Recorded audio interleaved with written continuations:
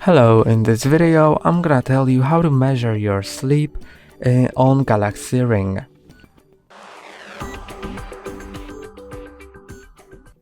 Measuring your sleep is pretty easy. You just need to have your ring on during sleep,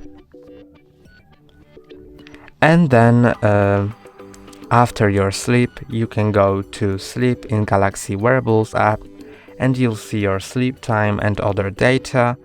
You'll be able to discover your sleep animal after 7 days of measurements. You can click here to turn on snoring detection. You can click on these 3 dots to click on advanced measurement and enable or disable blood oxygen, snore detection and skin temperature during sleep. And you can click here to see advanced detailed data about your sleep time. And you can enter the data yourself. That's all for today. Don't forget to like and subscribe. See you next time.